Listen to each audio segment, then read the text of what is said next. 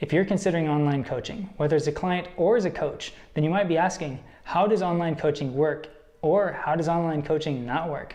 Today I want to talk about some of the systems that I've seen, and I want to talk about what we need to understand about online coaching to make it an effective practice, both for the client and for the coach. In every form of effective coaching, the following are required. First, observation by the coach. The coach needs to be able to observe and track and measure and see what the client is doing to get towards their goal. After all, the intent of coaching is development or progress towards an intended outcome. Second, there needs to be a system for feedback from the coach. The coach needs to be able to communicate what's going on and what they're seeing and reflect that to the client. And in order for all of this to happen, we need effective communication. We need a system that allows for that, that facilitates that type of healthy, effective communication. So before I go into how online coaching works, let's talk about some of the things that might be indicative of how it doesn't work. First, systems that don't capture data or allow for effective observation.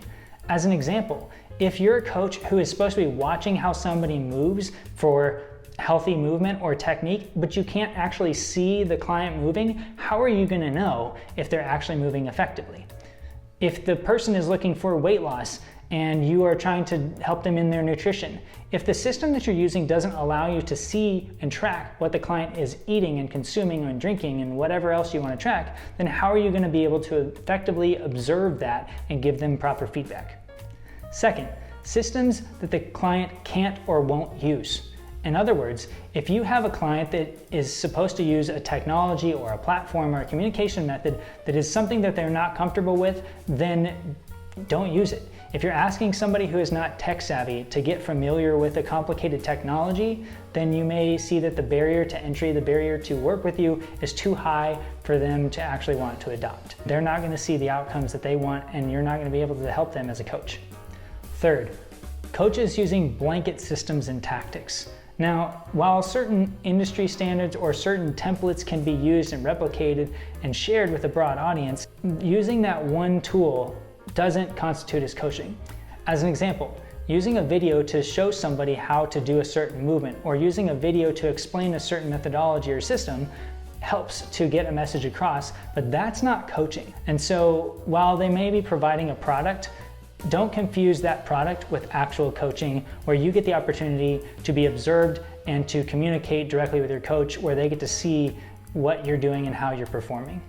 Fourth, motivational videos and accountability aren't coaching by themselves. Now, sometimes they can be effective tools to inspire somebody. Sometimes accountability can remind somebody to show up. And so hopefully, if you're having one-on-one sessions with your coach, it's not just about accountability, but it's about feedback and effective communication.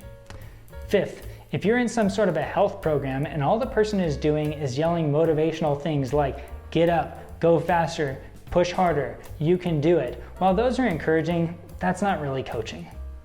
Okay, so what does effective coaching look like?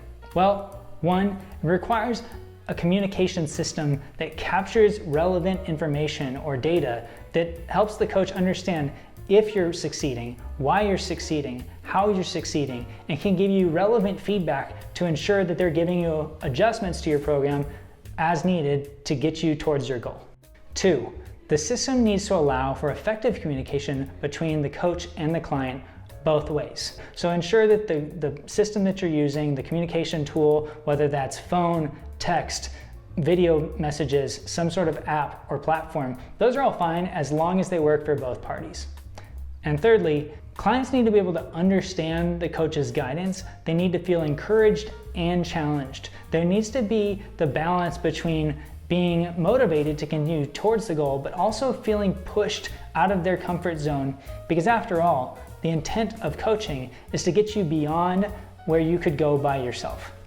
So I hope these concepts help you think more about what effective coaching does and doesn't look like, especially if you're considering being coached or becoming a coach in a virtual world. If you have any thoughts or insights on ways that you've seen effective coaching that you want to share, put those in the comments. I'd love to hear about them and see what your experience was. If you're considering getting coached, whether by me or by somebody else, and you just want to talk about what good coaching could look like or what some tips might be going into those conversations, then I'd be happy to walk you through that. Feel free to reach out to me either in the comments or at thenhowcoaching.com/contact. If you took away some useful tips and found this video helpful, I would really appreciate the feedback by giving me a thumbs up. And if you'd like to see more content like this, then consider subscribing. Now, whatever your goals are, if you do decide that you want to get into coaching, I wish you the best of luck. I hope that you find the right coach for you, and I hope that you take advantage of all the opportunities that present themselves to you.